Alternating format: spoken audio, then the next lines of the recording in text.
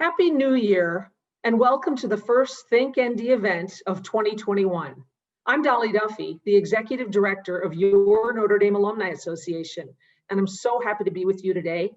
Before we kick off this London Book Club discussion, I want to share a little bit about Think ND and how many of you on this call have helped the community grow. We launched Think ND in September of 2019. How fortuitous it was that we had a few months to get this up and running before we needed it more desperately than we ever thought we would. And since that time, 14,500 people in more than 70 countries have received the weekly digest, learning from each other and from the Notre Dame family. This growth has been no small feat and is a testament to the dedication and talent of our campus partners, like the London Global Gateway, and our faculty from across the colleges that worked so hard to bring Notre Dame to you. Today's London Book Club event is hosted by the London Global Gateway. And to lead today's discussion, I'm happy to welcome my colleague and dear friend, Father Jim Lees, the Interim Senior Director for Academic Initiatives and Partners for the Gateway. But before I turn it over to Father Jim, I want to let you know about a new feature that you'll find in some of this year's Think ND events called Community Circles. These will typically be held immediately after a discussion, and there'll be an opportunity for you to continue the conversation for another 15 minutes. We'll open breakout rooms and our faculty and moderators will jump between them, kind of like a post-event reception. Unfortunately, it's a post-event reception without the cocktails. And for those of you who know me, I love a good reception. But this informal time is for you to continue the breakout room discussions and connect and engage with each other. We hope you'll enjoy this new feature. And now I'd like to turn the discussion over to Father Jim. Father Jim, it's all yours.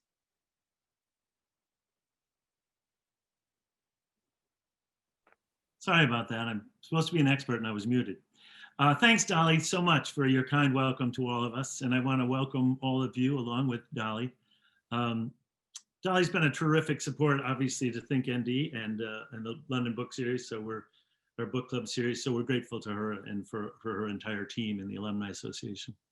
A warm welcome to all of you, both returners to this, the book club series, and those who are joining the Notre Dame London Book Club for the first time.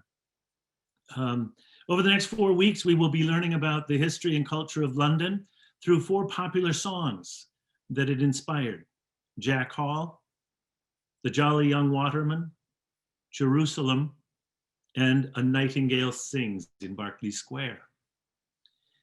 It is our hope that over the course of the next few weeks that we will build a virtual community and connect with people globally to reflect upon the material presented. We're thrilled with the number of people who have registered for this event, over 150 all told. We recognize that you come from all over the world, from the United States, but in many, many other nations as well. And we're delighted by that. And we recognize the commitment of time in a virtual setting, that it can become quite tedious, which is why we have formatted this book club with as much interaction and engagement as possible through discussion boards and breakout sessions.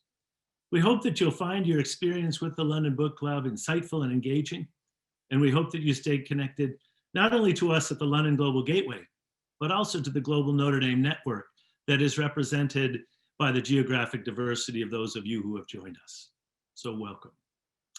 At this time, I want to briefly thank the partners of the London Book Club, the College of Arts and Letters, Notre Dame International, the de Bartolo Performing Arts Center, the Nanovic Institute for European Studies, the Keough-Naughton Institute, Notre Dame Learning, and especially the Notre Dame Alumni Association. Thanks to all of our co-sponsors for their support. We're so grateful for the time and talent that they bring to us and allow these programs to come to life. As we have such a large group this afternoon, we ask you to use the chat function at the bottom of your screen to send your questions. And you'll see that shortly if it's not already there. And we'll try to answer as many of them as possible given the time that we have. In the event that we don't get to all of them, we do have a private discussion board on LinkedIn where we invite you to participate in conversation in between the live sessions with Professor Ian Newman. And now I'd like to introduce you, my colleague and friend, Professor Ian Newman. Ian has been a visiting scholar at King's College London for a project called Music in London, 1800 to 1851. He has also lived in London for about 5 years and has written extensively about London in various articles, books, and digital projects, including in his book, The Romantic Tavern, which uncovered the history of London taverns in the late 18th century. You can imagine how delighted we are to have him guide us on this, our newest London Book Club series. As you may know, when we promoted this event, we shared a few pre-recorded videos that are posted on ThinkND, where Ian provided a very good overview of our topic. For those of you who have not had a chance to see that, I recommend you see it at ThinkND after the program and allow it to inform you further about this program. Ian, the warmest of welcomes to you today. We're delighted to have you. Thank you so very much. Thank you, Father Jim, and thanks everyone for being here. It's lovely to see so many people interested in this program. I'm going to just talk you through briefly what I'm going to do today to give you a sense of what's going to happen over the next hour. Firstly, what I want to do is just give a quick overview of what the coming series is going to look like, what the next 4 weeks has in store. Then I'm going to recap some of the materials that are online, mainly for those of you who have not had a chance to look at those online materials yet, and as a brief reminder for those of you who have had a chance to look at them. And then the business end of what we're going to do today is I'm going to play you 2 recordings of the song that is sometimes called Jack Hall, sometimes called Sam Hall. And we're going to listen to 2 recordings of the song Sam Hall. And then I'm going to pass it over to you to go into breakout rooms to give you a chance to discuss those recordings and think a little bit about the differences and what we can learn from them. So firstly, the overview of the series as a whole. This is a series that explores the history of London by examining the popular music that it has inspired. It asks, what can song tell us about a place? What can we learn about a place by listening to the music that has come out of it? And how might song expose aspects of history that otherwise we might overlook? What are the kinds of information that gets carried through songs that you wouldn't necessarily get through other kinds of history telling? And also we want to think a little bit about how song has been used. What are the purposes that song has been put to over the long history of, and we're focusing here on London in particular. What I want to say about this is that one of the reasons that I think song is really important is that, and particularly important for a pandemic situation like the one that we're all living through, is that song has a particular way of connecting people together. And so I think this is a great theme and a great topic for a gathering like we have today, where there's people spread out all across the world with lots of different interests. And a lot of us are in various states of isolation. And so I think song is really appropriate that song should be the focus for our discussions, as one thing that song does extremely powerfully is create a sense of community. Now, I will say that when I normally teach ballad classes here at Notre Dame, the first thing that I do is have my students sing together. I think that's a really crucial aspect of song history. What I've discovered is that if people sing together, the discussion that follows afterwards is always much more interesting and vibrant and exciting. People get invested if they've had a chance to sing together first. Now, unfortunately, over Zoom, it's almost impossible. If you've ever been to a birthday event over Zoom and everyone's tried to sing happy birthday to each other, you'll notice, and you'll have noted, that Zoom doesn't communicate in real time. So I'm not going to subject you to that today, but we are going to listen to a couple of recordings of other people singing the song that we're talking about today, partly as a sort of a proxy for the fact that we could ourselves be singing. I want you to keep that in mind. I encourage you to sing along. and to join in breathing and using your breath together with other singers. Okay, so the program as a whole is arranged in 4 weeks. So this week we're talking about the song that's sometimes called Sam Hall, sometimes it's called Jack Hall. Next week we're going to be talking about a song that I'm pretty sure you probably haven't heard of already, called The Jolly Young Waterman. It's an obscure little song, but it's got a fascinating history, and I hope you enjoy learning about that. Then we're going to move on to Jerusalem, which is the song with words by William Blake and music by Charles Parry, which has become the de facto national anthem of England, as opposed to Great Britain, where God Save the Queen is the national anthem.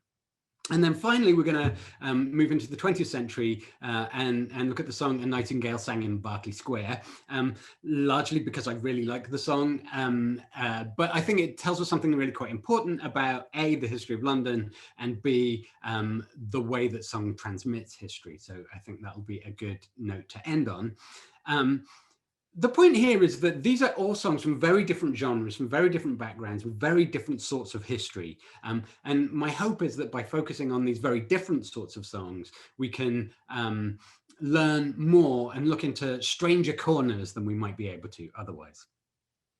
Okay, so let me just recap very briefly some of the things that I've uploaded to the Notre Dame London Book Club website that concern the song for this week, which is, as I've said, sometimes it's called Jack Hall, sometimes it's called Sam Hall. So on those materials, I've discussed who Jack Hall was. Now, Jack Hall is a historically verifiable human being. He was a criminal who got hung at Tyburn in the early 18th century. So he's real. It's history we're doing here, not just singing. Although the two things are related. So Jack Hall, there's a video that talks a lot about Jack Hall and particularly focuses on the Tyburn Fair celebrations. Now these, it's important for us to realize, are extraordinary street performance opportunities that lasted from the early modern period right the way through to the 19th century, that took place when people were taken to the gallows to be hung. These are convicted criminals that are transported through the streets of London from Newgate Jail, where they were originally held and imprisoned. They're transported on what were called tumbrils or carts through the streets of London on a big parade, passing through St. Giles's, right in central London, where they would often stop for a final drink, and then pass all the way through to what is now Marble Arch, where the gallows at Tyburn stood. And this procession was supposed to be a very somber event that was supposed to be a sort of remember to behave yourself kind of message to the populace of London. But over the years, it became an opportunity for riotous festivities. And the interesting thing about this is that more often than not, the people of London were on the side of the convicted criminals rather than on the side of the authorities, who were the people that were convicting them. So they were cheered on to have a good death. Right. Now, it's that context where people are lining the streets, cheering on what become folk heroes, and singing songs about them, having a drink and celebrating the lives of these criminals. That seems to be the context out of which the song Jack Hall seems to have emerged. Probably it was created shortly after Jack Hall's initial hanging, but it's that riotous celebration of criminal activity that seems to be the impetus for the original part of the song. However, we have no record of the song until into the 19th century, at which point it must have been around for about 100 years, when a person called Francis Place, who was totally fascinating, and I recommend that you go online and read a bit more about him, recorded the words to one of the verses, and he held it up as a sort of example of the appalling behavior of people in London in the 18th century. We know that the song that he quotes from, and he quotes two stanzas and can't remember it very well, and can't remember the name of the criminal or the name of the song, but we know that that is our song, Jack Hall, because 2 decades after Francis Place wrote it down, it gets published as a broadside ballad. We'll talk more about broadside ballads next week, but basically what you need to know is it's the words to song that then gets circulated in print, right? So it gets published, the lyrics get published in the early 19th century. What happens then is that a person by the name of W.G. Ross, a sort of late night entertainer, takes up the song, changes it, and starts performing it to great critical acclaim at a place called the Cider Cellars, which was in Maiden Lane near Covent Garden in London. And so the information online tells us a little bit more about those late night, what they're called song and supper clubs, where W.G. Ross performed this song. And it tells you a little bit more about his performance of it, how he dressed up, how he sang it. And I've posted online also a short section, a single chapter of a long, extraordinarily long series of novels by a writer called Reynolds, who described W.G. Ross's performance of the song, which is now called Sam Hall at the Cider Cellars in Maiden Lane. Skip on to the 20th century, and then what seems to happen to this song in the version that W.G. Ross had told it is that it splits.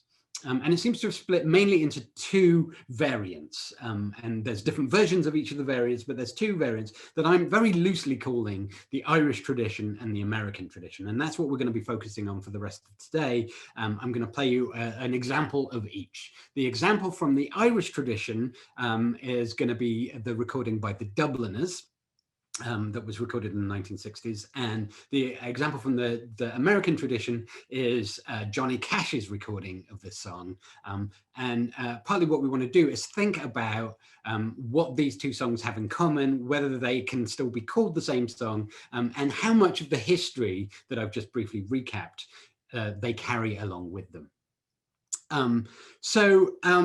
What we're going to do is play each of those two songs for you to listen to. And what I want you to do is, as you're listening to, think about these questions so that we can discuss them in our breakout rooms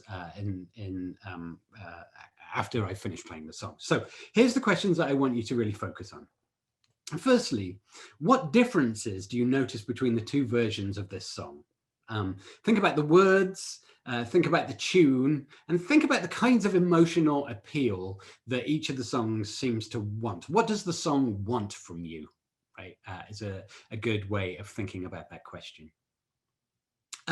Secondly, I want you to think about whether these should actually be regarded as the same songs or not. If they are the same song, why do you think of them as the same song? What are the things that they have in common that connect them together? And if you want to think about them as entirely separate songs, what's the justification from that? They have the same title, after all. They're about this person called Sam Hall, who is a criminal. So why would you want to think of them separately? And then finally, I want you to think about how much of the history that I've just briefly recapped does it drag along with you into these 20th century recordings. How much of that 18th and 19th century history seems to still resonate in the songs, even as they're performed in the second half of the 20th century. Okay, so those are the questions that I want you to focus on for today's discussion. I'm going to now try and play these recordings to you, which will involve me doing a little bit of technical jiggery-pokery. Please bear with me for about 30 seconds while I share my screen. And hopefully the crucial thing here is sharing my audio too. See video description for links to songs. Okay, so that's the Johnny Cash version of the song. Excuse me. The version that I'm loosely calling the American tradition, or the American variant. And now I'm going to share with you the Dubliners recording, also from the 1960s. And once again, bear with me as I try and share the sound here. See video description for links to songs. Okay, so those are the two versions. I think they're really different, but I think interestingly different. This is 1 second. So these are different versions, and I think they're different in really interesting ways, and this is what I think we can productively talk about in our Q&A and our discussion after this. So we're going to break out into our breakout rooms for the next few minutes. I invite you to introduce yourself, share your location, and if you're comfortable, your occupation and your university affiliation. And once you've introduced yourself, please discuss the 3 questions that I asked earlier on. So what differences do you notice between the 2 versions of the song? Do you think these songs should be regarded as the same song? If so, why or why not? And how much of the original context of London's Tyburn Tree celebrations that I told you about do you detect in each version? So please, when you break into your breakout rooms, appoint a lead to help facilitate the discussion in the breakout rooms. And what we think will happen afterwards is that we will follow the rules of civil discourse, and everyone will respect each other's comments. Please note that if at any time during the breakout session, you'll be able to return back to the main room. And when we return, please have each of the room leads use the chat function and share with us a key takeaway or question for me and Father Jim to discuss. And I should say that we're happy to discuss anything during the Q&A that came up, either that I've been talking about today or that you have learned from the materials online. Okay, we'll meet back here in about 10 minutes.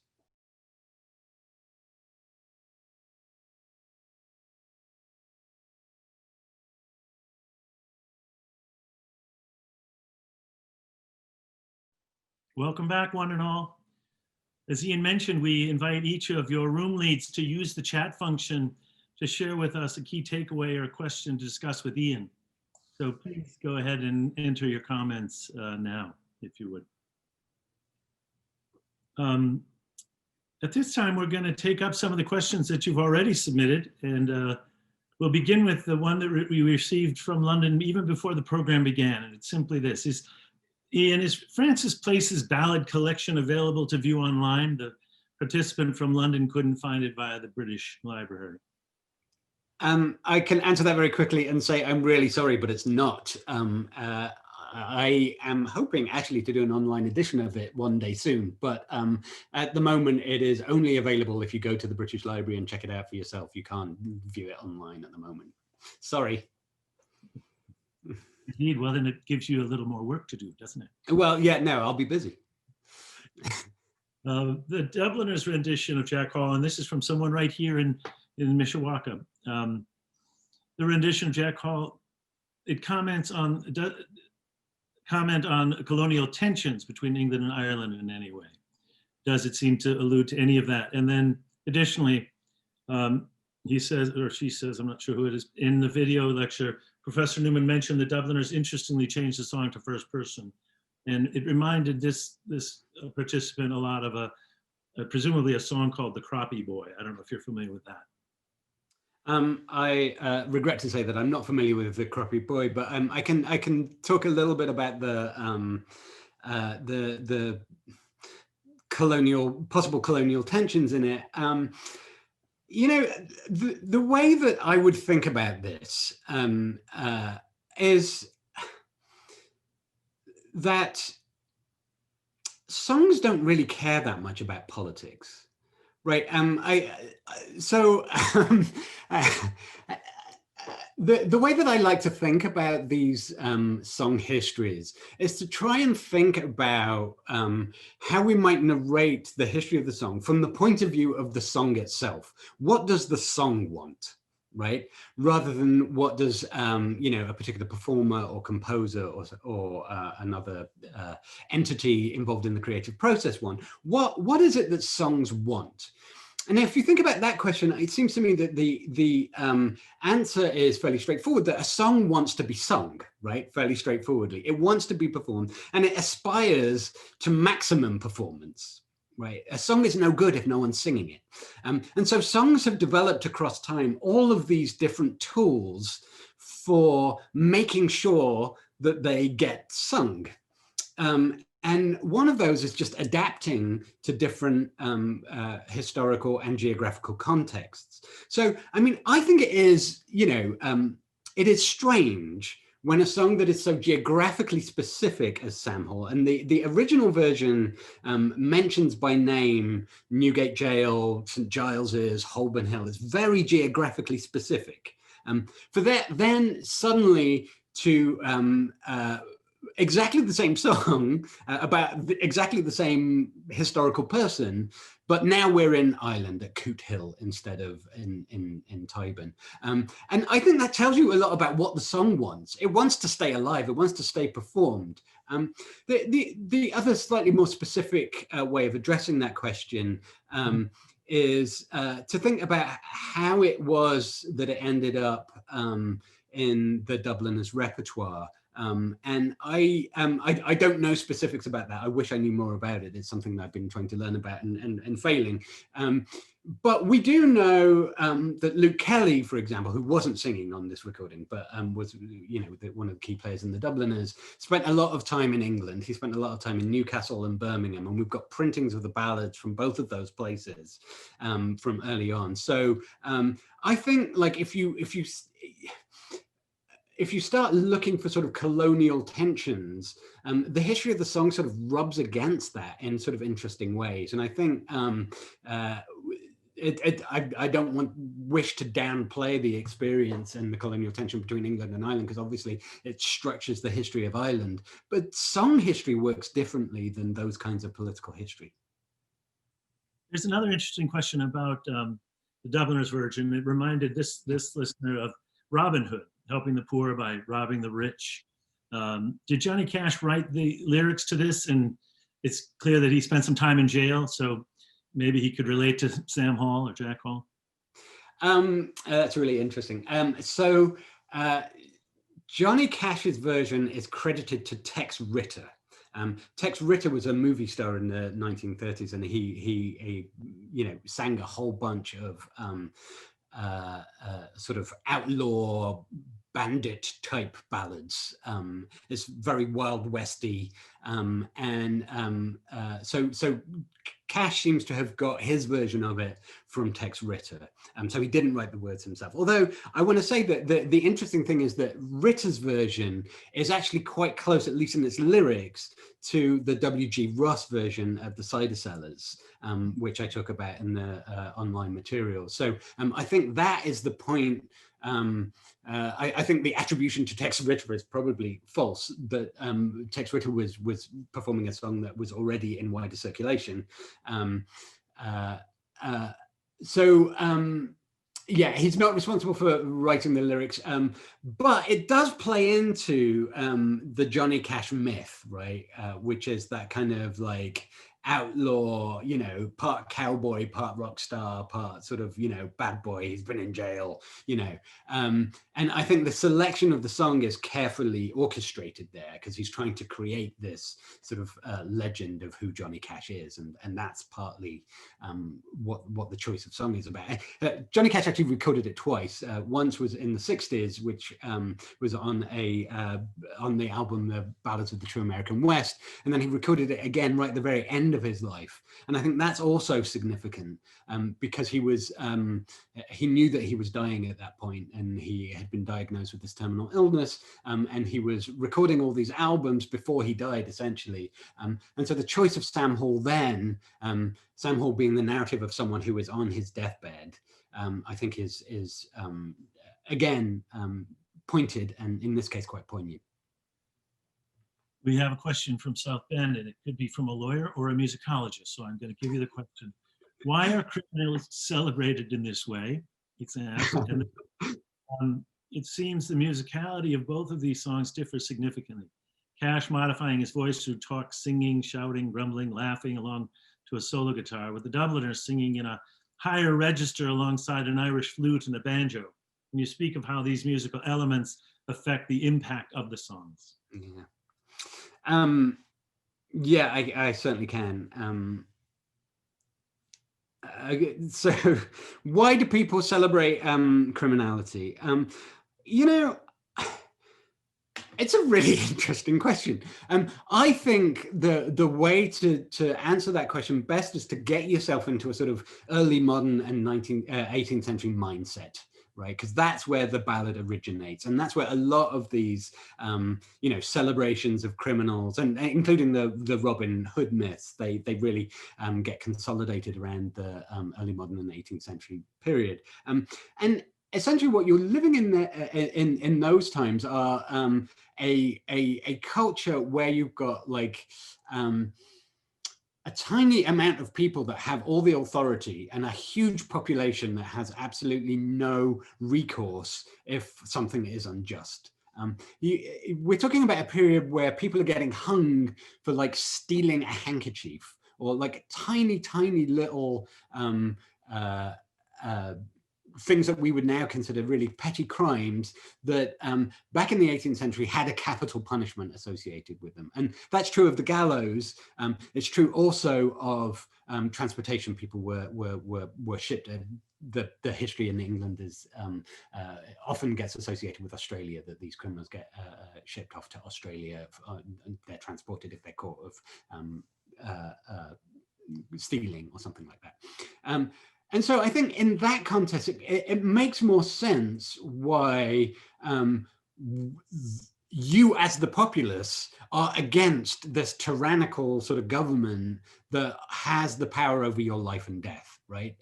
It makes sense that you identify far more with, you know, the story of Sam Hall is someone who pickpockets. I mean, in the Dubliners version, this is even more exaggerated because it's somebody who has stolen a few little trinkets and then eventually goes on and does other kinds of crime. But the narrative there seems to be, I'm born into this world. I had no choice. This was all I had to do to be able to survive, and now I'm being hung for it. It's a song about sort of the how justice goes wrong, in a sense. And I think to answer the second part of the question, that plays into the way that it gets performed then by the Dubliners, right? That kind of higher in the register, that much slower tempo. It's a sentimental ballad. It's asking for your sympathies. It wants you to identify with this person who's like seeing his friends in the crowd just at the point of death, and sort of saying goodbye to all of his friends. Whereas in the Johnny Cash, oh, by the way, one other thing that I haven't mentioned yet, but it's totally fascinating, that Sam Hall dies in the middle of that song in the Dubliners version, right? I mentioned this in the video, but so Sam Hall tumbles down on the noose, like two verses from the end of the ballad, and then keeps singing.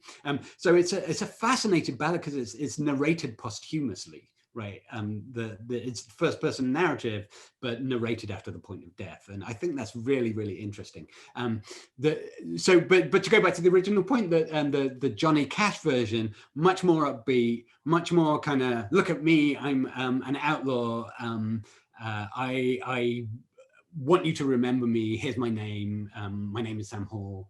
I'm scoffing at the systems of justice, at the chief, at the priest who's coming to pray with me, and we identify with him partly because of his sort of bravado and his mockery of the systems of justice, rather than pure pity. Yes. There is an interesting question, not unrelated to this. In one of the videos, at least one version took on the melody of a dirge-like psalm, if you will. And how common was it in these type of popular ballads to be influenced by the forms and structures of sacred music in the 18th century? That's a really interesting question, and I think the parallel stories of secular and sacred music is still the great musicological project that has yet to be written, so I do think that there's a lot of crossover between religious singing and sort of secular ballad singing, partly because there's a massive tradition of people that are trained in church choirs that then go to the pub and sing the ballads in the pub, right? So the same performers are doing similar kinds of things, right? I sang in church choirs as a kid growing up, and then the tradition was after choir practice on a Friday night, we'd all go to the pub and have a few drinks and maybe sing a few non-sacred songs while we were there. So yeah, I think that the crossover between religious and secular music is really quite tight. The idea of it being sort of psalm-like, and I think the quotation is from Punch magazine, that's W.G. Ross's performances, and he says that it's a psalm-like dirge, the way that Ross performs in the Cider Cellars. You know, I think that sort of, I think that's more an evocation of a certain kind of spirit, right? That the psalm-like dirge is just a kind of deathly seriousness about this project of singing a ballad about the death of a criminal. But they do have this musical language in common, right? That's a point of comparison that people are making, and it's a really important point of comparison. Just a quick side note on this, just because it was recently December, I don't know if you noticed, but it was. At December, there's this thing called carol singing. I've been really fascinated precisely on this question, that the overlap between secular and sacred music in the carol tradition, partly because there is no distinction to be drawn. When you start thinking about Christmas carols in that way, what Christmas carols are folk music, the music of the people, but they're telling often the Christmas story, right? So they're sacred stories, and often sort of highly apocryphal stories. But there's a sort of religiosity to them, but sung in the sort of folk medium. And so again, I come back to the point that story of how folk music and religious music intertwines, I think, is a really important story that has yet to be told properly. I should let you know, Ian, that December will come again, and you're now on the you're at the top of our Christmas lecture candidates. One more question. We've been inundated with so many interesting questions, and I want to say thank you to all of you, because it is so rich. And I'm going to ask Ian to take them up offline on the LinkedIn page. But I'll just end with, what's the earliest known recording? And why do you think the song's protagonist has shifted from Jack to Sam? What does this say about the history of England, or if anything? Okay, the earliest known recording, you've put me on the spot there, because actually I don't know that I've ever really looked into that specific question. Although the earliest one that I can think of off the top of my head is a Carl Sandburg recording of it, which is amazing. And if you want a version of the sort of psalm-like dirge version of it, then go to Carl Sandburg's recording of it. Carl Sandburg was a famous poet and folk song collector from the first half of the 20th century in the US. And I think, I could be wrong about this, but his recording of it is the first professional recording of it that I know of. And that's in the 1930s. And it's really like post 1960. It has this moment in the 1960s where the Dubliners are performing it, and Johnny Cash is performing it, and then there's an explosion of recordings from afterwards. But the recorded history is fairly spotty, even though it seems to have been fairly well known, particularly in American culture early on in the 20th century. So yeah, that's the story to that part of the question. The earliest recording, I think, is Carl Sandburg. And I don't know if how many people here have access to Spotify, but there is a Spotify playlist that I've made with lots and lots of different versions of the recording of Sam Hall, and the Carl Sandburg version is on there. Was there another part to the question? Sorry, Jim. It had to do with the name change from Jack. Oh, the name change from Sam, and yeah. So it seems that W.G. Ross is the person responsible for that change in name. It used to be Jack, and W.G. Ross turns it into Sam. I don't know why he chose to do that, and does that tell you something about the history of England? I would love to say yes, but I don't know what. I mean, Jack is sort of a common everyday sort of a name, and that's the immediate association of the word Jack, I think. To turn it into Sam makes him more of an individual kind of character, so we could perhaps run with reading like that he's trying to make it from a sort of generic everyman criminal who's being hung to a more particular sort of individual who is being led to his death on the gallows. It may speak to that, and that sort of the way that W.G. Ross reinvented the song to make it sort of deeply personal and emotionally effective. But I'm guessing at this point. We love it. It's an educated guess. We're pretty good. We're grateful, Ian, for your time today, and we're looking forward to gathering with you next week. I want to thank all of you for joining us today, and we invite you to continue the conversation on the discussion board we set up on LinkedIn that I mentioned. And the questions that you put forward that we weren't able to address here will be forwarded to that. In addition, for next week's meeting, please listen to the Jolly Waterman by the Seven Dials Band. It's available on Spotify, Apple Music, or YouTube. In addition, part 2 is now on ThinkMD with short explainer videos by Ian. So these are the prep materials for next week's gathering. So please review and come prepared to discuss. Next week, Ian will be joined by a guest speaker, Oscar Cox Jensen, who is one of the leading scholars in the emerging field of song study that treats mainstream song as an important historical force. He is currently a senior research associate at the University of East Anglia, where he works on a project devoted to the study of protest song. He is, his guest, Professor Jensen, is also the author of numerous books, chapters, and articles on mainstream song, including his book, Napoleon and British Song, 1797 to 1822, published in 2015. Now, for those of you who wish to stay, we will open our community circles.